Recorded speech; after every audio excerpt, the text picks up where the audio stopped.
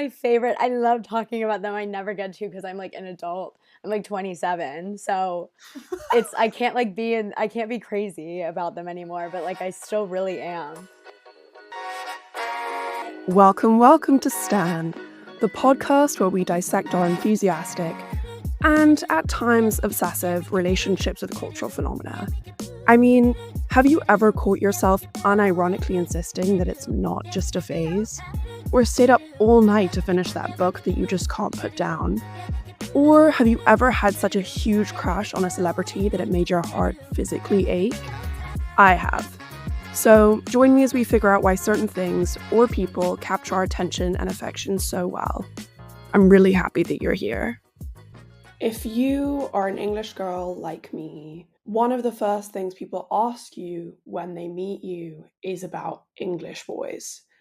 And those ideas about the lovely, traditional, caring, polite English boy are quickly dispelled the first time one sets foot in a real British pub and encounters the sloppy, drunk rugby club doing boat races. Drinking and lad culture in the UK are the epitome of the ick. And I know so many boys that have benefited from the Hollywood propaganda about British boys being really charming. So today I want to talk about the absolute height of English boy propaganda, One Direction.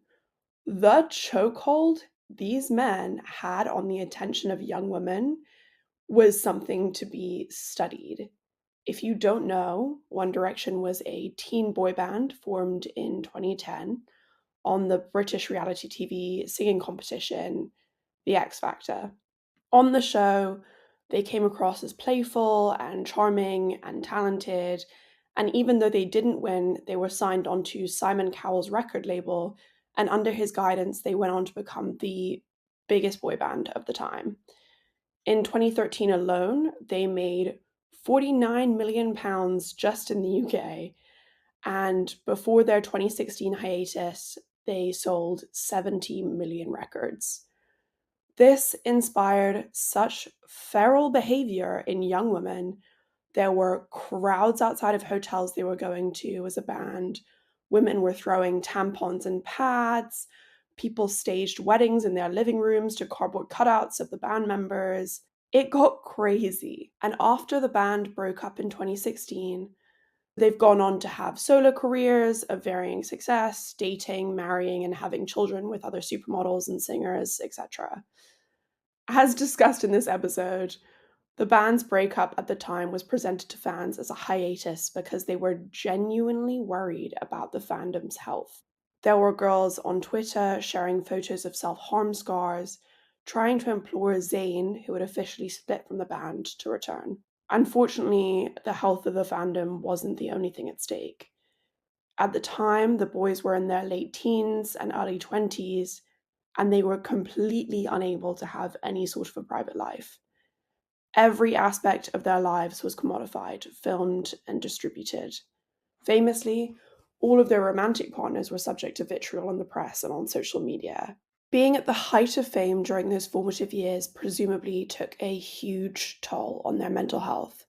Sadly, one band member, Liam Payne, died in what has been ruled as a drug-related accident in October 2024 in Argentina. Similarly, Caroline Flack, an ex-girlfriend of another band member, Harry Styles, also took her own life in February 2020 due to online abuse. Obviously, these incidents are not causative, but it is interesting to consider how such extreme fame and access to the boys has affected everybody in their inner circle. I was telling a friend about this podcast, and she mentioned another mutual friend of ours who was a serious directioner, and I had no idea. I asked her directly, and she said she had a full-fledged obsession with the band. She even ran a fan page. We set up a time to talk about it, and it was so juicy that I couldn't cut enough of it. So we've actually decided to make this a two-parter. Catherine is so funny and self-aware and charismatic, and I sat through the entire interview in rapt attention. I hope you will too. Please enjoy my conversation with Catherine. Hi, I'm Catherine.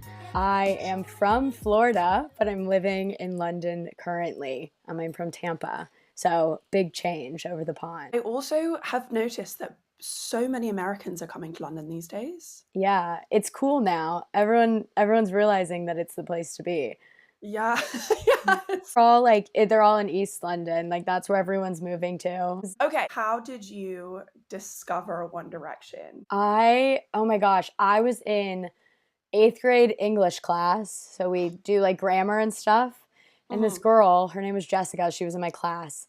And she was a big One Direction fan. I actually, like, my psyche is owed to her at this point because of this being the introduction. But Shout out Jessica. yeah, shout out Jessica. She was talking about One Direction, and I was like, oh, I don't know. Like, I didn't like What Makes You Beautiful when it first came out. Like, as every 14-year-old girl, I was like kind of being a pick me. And I was like, no, I don't like them. And she's like, hold on, and showed me a photo of Zayn that in like hindsight was like an edit. Like, it was not a real photo of Zayn. It must have been a photo of Zayn's face on like an Abercrombie model or something. And I Right. saw that and I said, who is that man? And that was the end of it. It literally, I said, "Who is that man?" She goes, "Zayn Malik," and I said, "Okay, I'm in. You've got me hooked." I Sign went me I up. went home that day. She told me to go watch the video diaries. It was the end. It was the beginning of the end for me. What's the video diaries?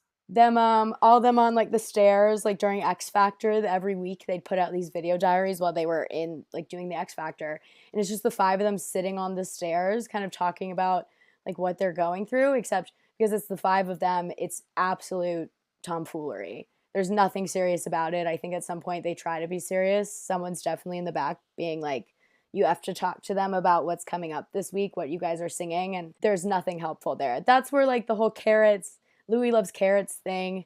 He said, I love a woman who likes carrots. And then the next week he's like, I have been sent so many carrots. I also love women who love Rolexes.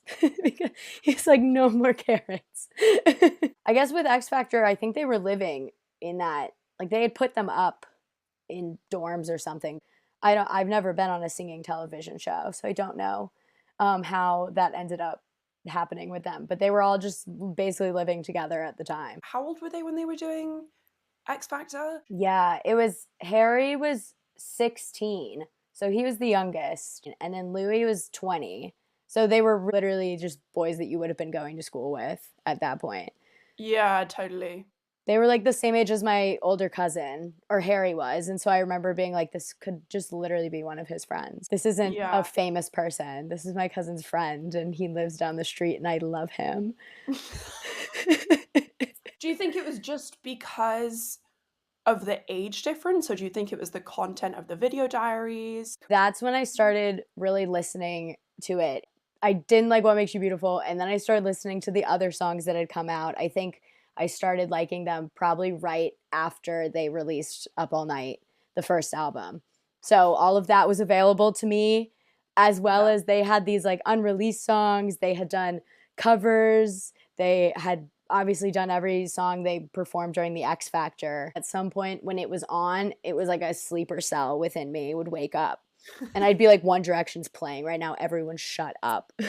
Really? Like when you were out and about in the wild? Yeah, I was so obnoxious. It was like that entire summer after eighth grade. I just was so addicted, and then came back to school and was so, so, so obnoxious. I actually would like to send a formal apology to everyone I went to high school with, or school generally. I was so annoying.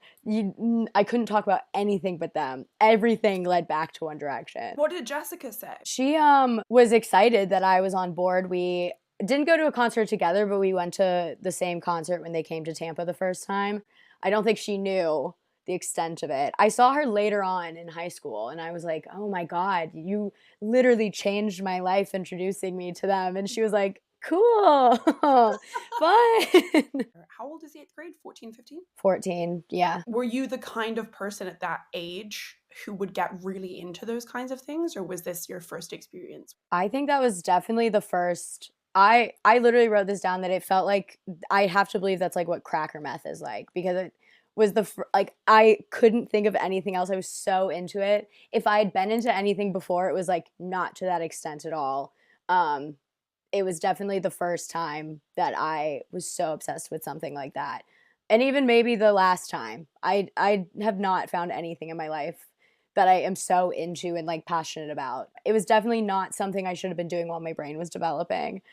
Was just being online about One Direction, but I think that is where it all those teenage endorphins and all of the hormones coming through and then truly just immersed into it. And yeah, Eating it up. I was eating Yeah. it up. Was anyone else, like, other than you and Jessica in the school? Because you were like, I feel I want to say sorry to people who I was in high school with. Is that high school at that point? I the next year, so ninth grade, so that's like 14 to 15 is when you start high school. Okay. So that then was when I really came back and was full blown. I had friends that were fans. I had some other girls at school. There was like a few older girls that also liked them. I had some girls that were my age. And then one of my friends, I very much converted into a One Direction fan. Like I sat her down and made her watch the video diaries, and she goes, "Niall is cute." And I said, "I know, I know, I know." You were recruiting people into this. And also, how Yes. would you know from the other girls? Like, I never spoke to any of the older girls in school ever. Went to it is like a disgustingly small school. My graduating class was 38 people. So Oh, we actually all at some point we have classes together. It like yeah. all blends in. And I was really again loud and annoying about it. So they found me. They said, "Oh, I like them too," and I said, "Yeah." And was it an all girls school? No, it was not an all girls school. Yeah, no, the boys were there too. We were all commingling. How are the boys responding? They, I don't really think they particularly cared. We also had a very kind culture, Mm. because there were so little of us. So it wasn't like that they were going to be bullies or something. They were just kind of like, so happy for you, queen. Can you turn in your part of the group project? Yeah, it was never a point of contention. No. Yeah. Was it typical to the kinds of like music or other things that you were interested in?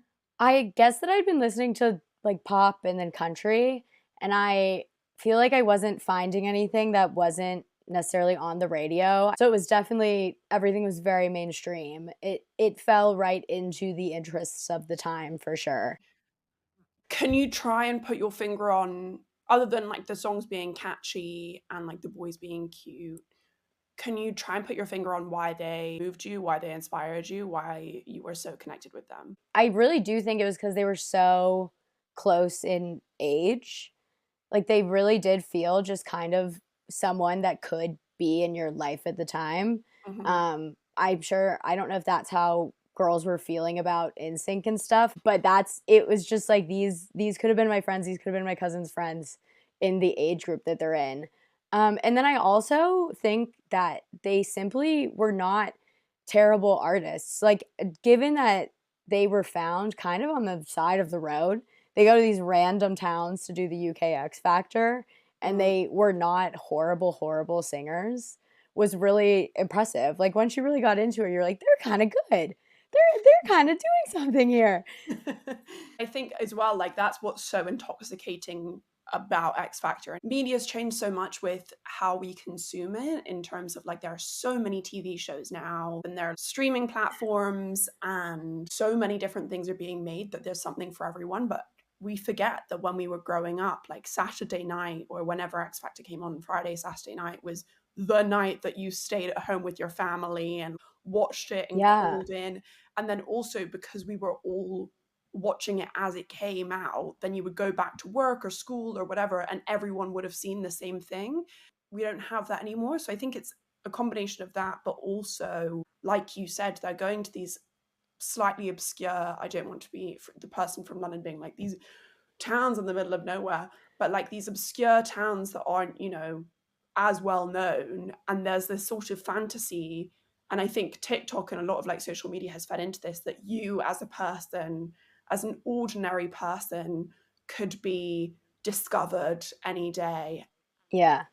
And it not only makes it more appealing to watch because you root for them and you see that trajectory that's usually behind closed doors of them getting their first record deal or whatever, Mhm. but also allows you to fantasize about like maybe next year I'll try out. And that's how they had so much fodder for terrible It's people. so gripping. I know, when Harry won Album of the Year, and he got up and was like, "This doesn't happen to people like me, like, from where I'm from." And everyone on the internet was like, "What does he mean by that? Blah, blah, blah." And I'm like, "The kid's from Holmes Chapel. He's right." Like, this actually does not happen to people like him. This is one of the conversations that we've had a lot on this. That's what's great about social media, is that you can be in the middle of whatever and you can put out songs. And if you're good enough and if you're talented enough, hopefully someone will see it. But in general, yeah, that dream of celebrity, and like a child who comes from a small town and goes to bed every night hoping that they'll, Get to be a singer. Yeah, exactly. which is like really, really compelling television, obviously. Mhm. How you felt your relationship with the band grew? Like, did you feel it, or was it like one day you woke up and you were like, this is my whole personality? It This. it in hindsight feels kind of instant. I guess in the grand scheme of things it was pretty quick, but that's when I really started being online and getting into the fandom. There's so much community within it, and so it just really sucks you in. It was such a fun place to be. It's still sometimes a fun place to be on One Direction stan Twitter every once in a while. We still get to have a good day. I think it was also the first iteration of where like TikTok's feeding you constantly. Like I actually constantly had something to be looking at on my feeds. Everyone was always posting something of new photos of the boys. They're out doing pap walks, they're out doing something. And then everyone's just talking. Like we're just yapping on the internet about things. And you get to have that web of everything too. So it really was addicting in that sense. Because you're not waiting for like a magazine to come out or a news story. It's more Yeah. democratization of media. Yeah. And I know they had their album releases every like fall. It's kind of October, November was when they always came out. So that by the time that this second album was coming out, I was already just so immersed down bad, was ready to be frontline warrior to get Take Me Home winning the awards. If you're going to make the change from middle school to high school, do you think that was part of it, or am I reading too much into that? I think that yeah, the change, especially just you as a person in that time frame, like Mm. being 14, 15, your brain is fully developing at that time. And so you feel different and your kind of worldview is becoming different just because you're becoming a functioning member of society versus from before where you were still very much a child. And so yeah, having the like grounding or these people that are feeling the same way as you, Mm. even if not directly. I also was an only child. I may be Mm. obvious, but this is literally just like sometimes it really comes out.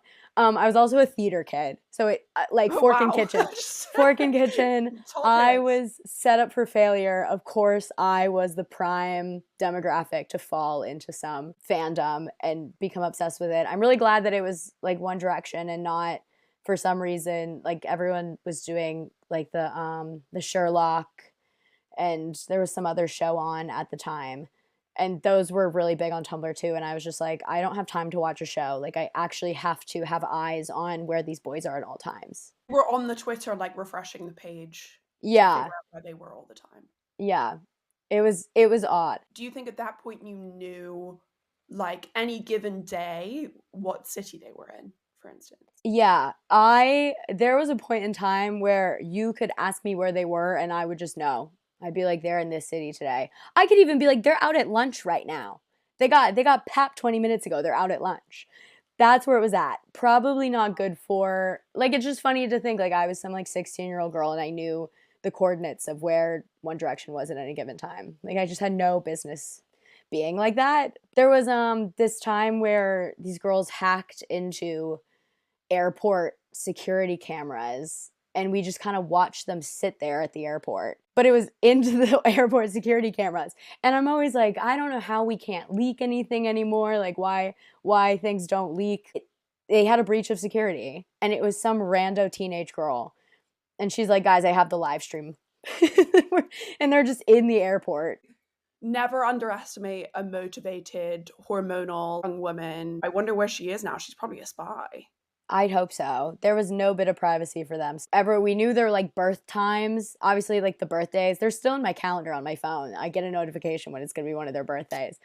But we knew like the time they were born, and I remember there was this like one time that Niall tweeted on his birthday, and he's like, "Oh, I think I was born around this time. I have to ask my mom, but like, thank you all for the birthday wishes." And some girl was like, "You were born at 11:06 a.m. or whatever time it was." I like don't remember anymore. And he was like, "How do you know that?" He Oh, literally responded to the girl and was like, "How do you know that?" do you think they were like, did they seem to be enjoying the attention or like feeding into it? How do you think they responded to it? I think sometimes I think they were just so busy that they were always out and about, they were always doing something, they were always going somewhere. At some point, they just became so famous, it was an inconvenience to have them out and about. They had a difficult schedule for 5 years because they do an album release, tour the next year, then release another album in November, and then tour the next year. And so they were just kind of always moving around, always doing Right. something. They became famous enough, they started dating famous people.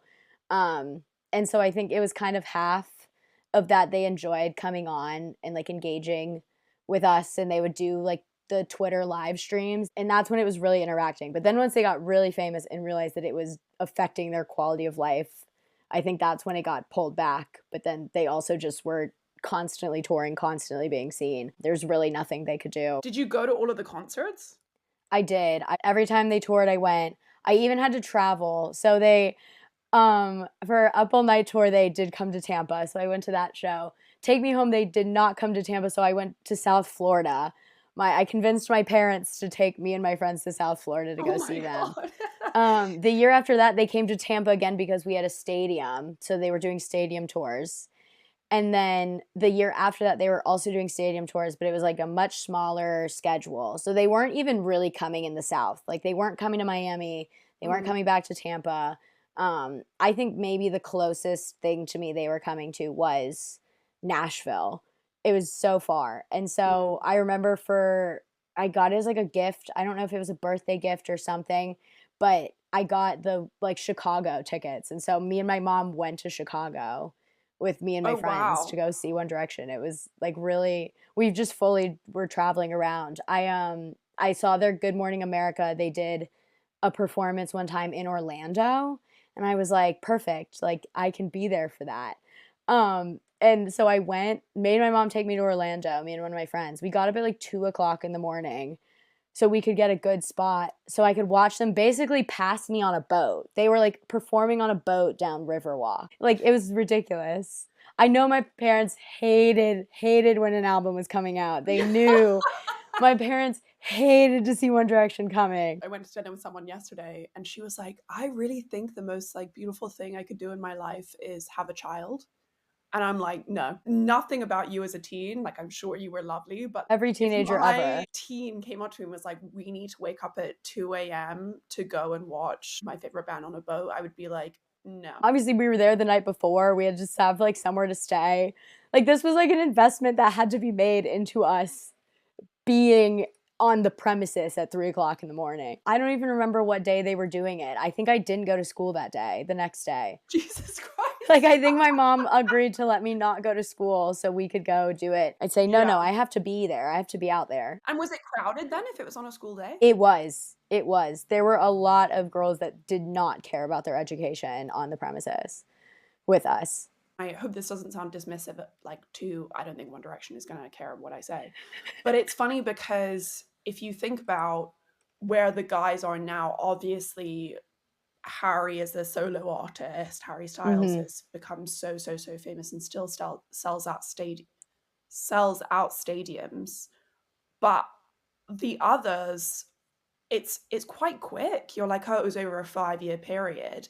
And considering they were doing so much and they were so famous and they had such a big following, Hmm. I don't know. I can't imagine that all of them would be able to sell out a stadium anymore. So it's quite astonishing how quick the appetite Yeah. was. It was such a fast burn. It's especially like them, I guess, breaking up. They said it's a hiatus, have not disconfirmed the hiatus. However, it was supposed to be 18 months, and they said that back in 2016. So I don't have so much hope for the 18-month timeline anymore.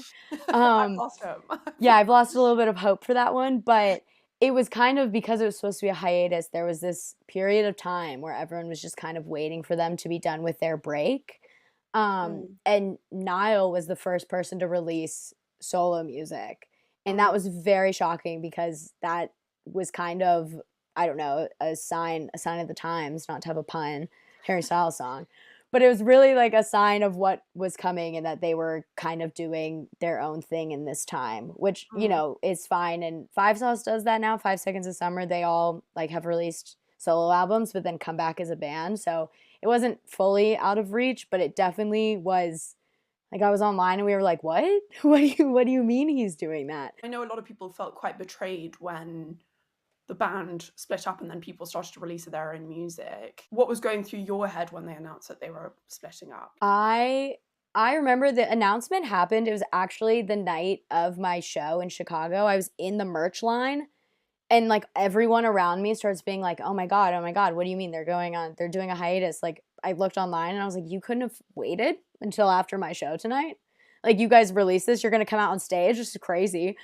That is But that was wild that that's yeah, the timing. That's like it seems was really irresponsible it almost. was in the middle of tour. Like we weren't going to some last show of the tour. It was pretty in the middle, so it was right before I guess this tour ended. It was right before their last album as a band is when they announced that they were taking this break. I guess it's difficult to time too because the fans were everywhere in the world. So Mhm. I kind of, I guess, had the misfortune of being on Central Time, whereas I'm sure this was news that girls were getting here in the UK at like right before bed, which I guess is Mm. another unfortunate circumstance for them. Um, I know like Zayn leaving, that announcement hit the feed at lunchtime during like the US school day. So I was like, oh, I guess it was go home time for the UK school day. So they weren't at school, but that announcement hit fully. We're all at lunch at school. Two different, sorry, and catch me out because I'm not as in the loop. They announced that they were taking a hiatus and then Zayn announced that he was leaving. No, so Zayn had left. That was March 25th, 2015. Historian here. He had left the band. They were in the middle of one of their tours, and he was like, I'm not continuing the tour. I'm not going on with it. And that is the announcement that for some reason they decided to release at 12:30 p.m. on a school day in America. Um, Mm. so I guess 5:30 in the UK, like the girls were out of school. They did not have the thought process for us. So that was really wild. And then it was unbelievable. I was actually at like a theater competition. I was at my state theater competition and I just remember starting to get texts from people and they're like, "Have you been online today?" All this stuff. There are just girls everywhere around me are crying. I just got Wow. left alone with some group of girls at some point. They were like, "We will come back to get you. Sort this out." It was like not good timing in the slightest. I don't know why they thought of doing it at that time. I guess they learned their lesson and that's why they picked 6:30 p.m. on some random day to announce the hiatus. But it also was the random day that I was in Chicago watching them perform. So, it's not Wait, random to so me. hold on. You were at a competition, you didn't know these girls, but you were all crying at the same time for the same reason. Yeah, it was just girls lining the hallway in tears. And then obviously the people around them, especially from there, different theater troops who really didn't care or wanted to do the things that we were supposed to be doing all day at this festival. Mm. They were it was basically all of them being like, "We will come find you guys again." But you good luck. How old were you? I would have been in March of 2015. I would have been like 17. So this is like 3 years that I had been Yeah. absolutely into it, and I think they'd been a band for 4 years. So it was a really large turnaround, I guess, Yeah. for Zayn to do that, but you look back on it and it's like he wasn't really very happy and you could tell, and then as they were winding down and kind of doing their last shows, you could tell that they were really ready for it to be over. That in hindsight is kind of sad to see, What do but you mean it was you could tell? they just I think like the spirit was still there, like they're performers and this was their job and they would get on stage and they would do it, but I think it was so much clearer at that time that this was their Mhm. job versus like 2 or 3 years prior where it actually was just them like running around on stage, not a care in the world, like hanging Mhm. out with each other. the vibes became very different. And they were older and everything. I'm sure like their brains developed to be normal people, as normal as they could Mm. have been. So maybe it just simply like the teenage zoomies were out of them, and that's why they were so much calmer and seemingly over it. But it was for the best in hindsight. And then they absolutely had to say it was a hiatus because girls would have really lost their marbles. I understand also lying to us. What do you think would have happened? Like people would have There protested was or I think they were genuinely concerned for girls' health. I didn't do this. I was grounded in reality, mind you. But there were girls that when Zayn left, like Cut for Zayn was trending on Twitter. Like it was insane. It was insane. yeah. And so I think they were like, they'll kill themselves. Like we have to say it's a break.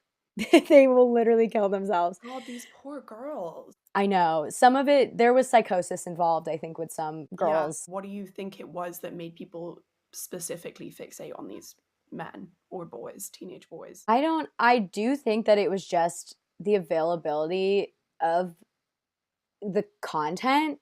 Mm. I thought about this so much. I feel like I could do like an entire dissertation on it Yeah, at this tell me. point. I want to hear all But of it. I think it was at this perfect time where there's this entire generation, like the previous boy bands had kind of fallen off. Hmm. And we grew up with the Jonas Brothers and stuff, but they were very, I guess, tied to Disney Channel, and they were kind of young, not like young, but in your mind, you liked them when you were younger.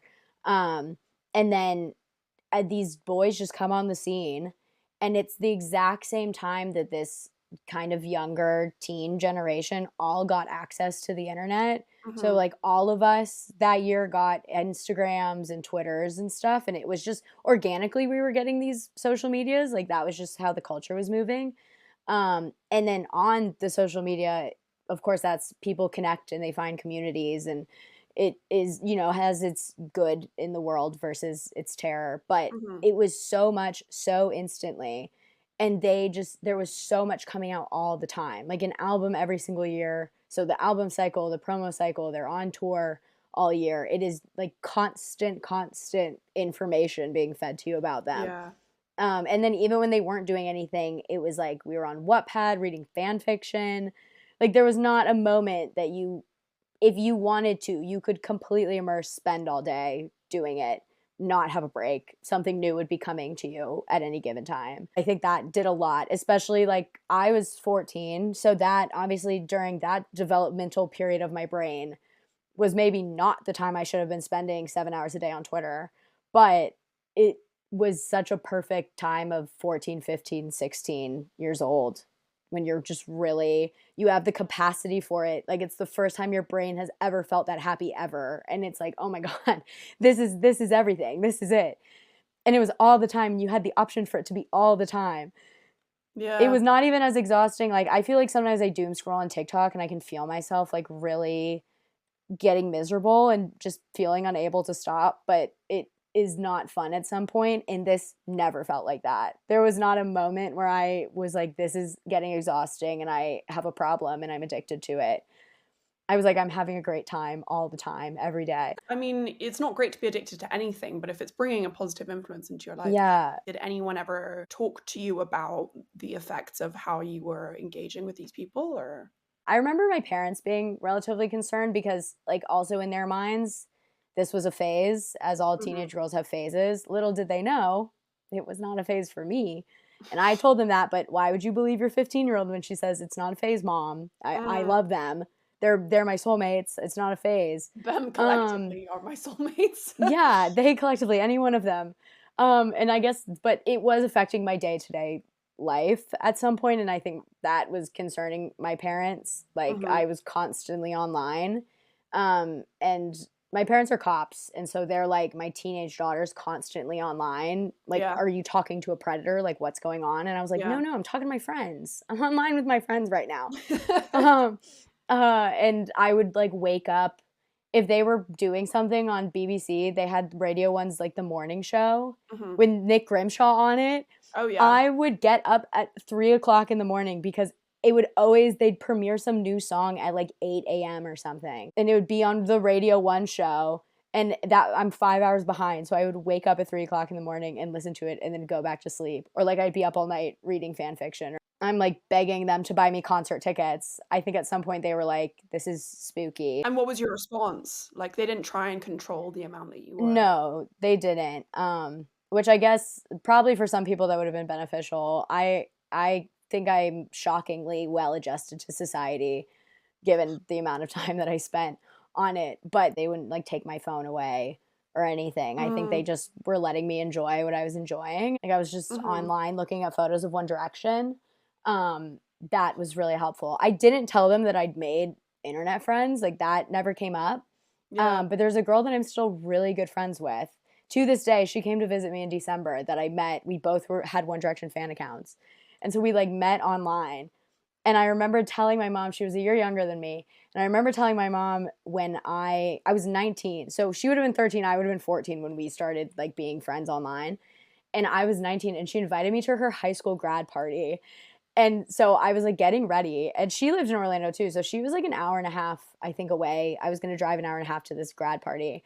And my mom was like, "Where are you going?" And I was like, I'm going to this girl's grad party who I met online 5 years ago." Was Um, that the first time and you'd ever seen each other? no, so we'd seen each other like once or twice before we'd met, Mhm. but it was a very obscure thing to be able to come see each other. Especially because when we were still in high school, there was really no explaining to our parents that like my internet friends coming over. Yeah. But that was the first time that I told my mom like, Okay, so many things have gone by that I, like, wanna pick back up again. One of them being fanfic and the other one being that you ran a fan account. yes. I guess that was so I was not bombarding my actual account with all of this stuff. I was bombarding my actual account with it. It was everyone's problem. But then there was another place where I was being even more obnoxious. It was just interacting with other people. It was like photos of the boys, like updates. Like it was honestly like anything that was happening. And how many followers did you have? Oh, mine was like not that big, like I think a few hundred. It like really was not a big deal. But the girl who I became really good friends with, I think she had a few thousand.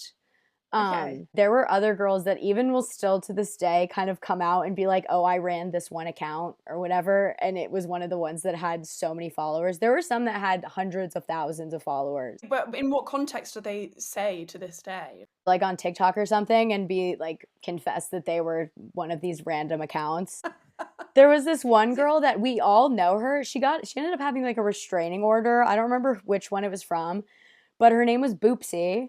And she would meet, I don't know how she met every celebrity. I don't know, like she had air tags before Apple made them. I don't know how she knew where these people were constantly. It wasn't even just One Direction. She would meet all of these celebrities all the time. Wait, sorry, she has a restraining order from a band member. Yeah, I think it must have lifted because I think she saw Harry again recently. Like this photo came out of her with Harry, and we were like, are you allowed to be with him right now? Is that legally allowed? Are you allowed to be within 500 feet of this man? Did like the restraining order lift? Gosh. And so you knew her. Like, how did you know her? She was just so like prolific online. It was scary how she was finding, and it wasn't just the boys. It was like anyone famous at the time too. Um, she would randomly be posted up with. And it's not even like, oh, they're at an event or something. Like she finds them like they were having dinner at a restaurant and she asked for a photo outside the restaurant. It was really Wow. insane. How old was she then? Oh my gosh. She must have been maybe a little older than us.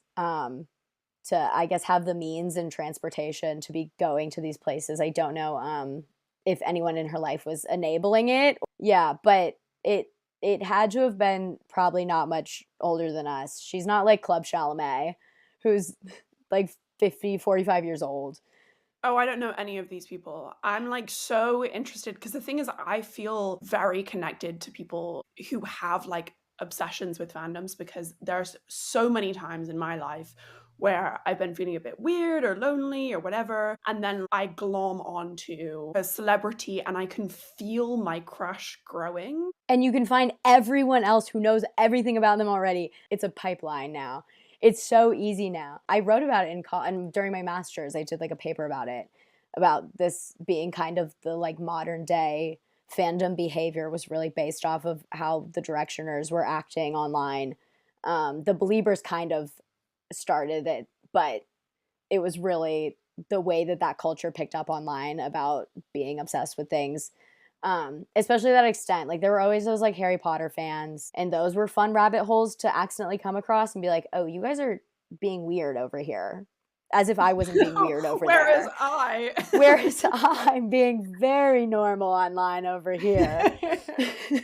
I would read the shit out of that. I wrote it about Simon Cowell, even though I was like, I literally hate this man, but he had us doing free marketing. We were out there promoting these boys' front lines 24/7 for free, not being paid. They save so much money on marketing. Yeah. Yeah. Obviously, there's only one person, but it's got so many connections. And once you're caught into one person's cycle, then you get exposed to it and you get closer and closer, I guess, to like the middle, to Boopsie. Yeah. Yeah. Who's out there in the fields doing the work. Boopsie absolutely has a photo with your fave. Whoever your fave is right now, Boopsie has already met them. I'm so intrigued because that's the thing. I'm like, who has the resources, the time, the transport, like the ability. I think it's one of those things that's like PMSing, right? You have like a double thing where you're like, my feelings feel so real, but at the same time, I know that this isn't necessarily rational, but you can't help but feel this. I don't actually know this person. Like, this is not my friend. Yeah, no, it's so difficult to step back from it, especially when you're able to fill up all the gaps with all of the content that's been pushed out, which brings me to fanfic. Unfortunately, all we have time for this week. We will be back next week with another installation of the One Direction fandom led by our beautiful guest, Catherine. Thank you so much. Thanks so much for joining us. Please give us a good rating if you're able, and if you hated it, then you literally don't have to listen ever again. With special thanks to my interviewee and everyone else who made this possible, including the friends that gave me the deluded confidence and equipment to record these episodes. Everything stated in these episodes are solely opinions and should not at all be taken as fact. Bye!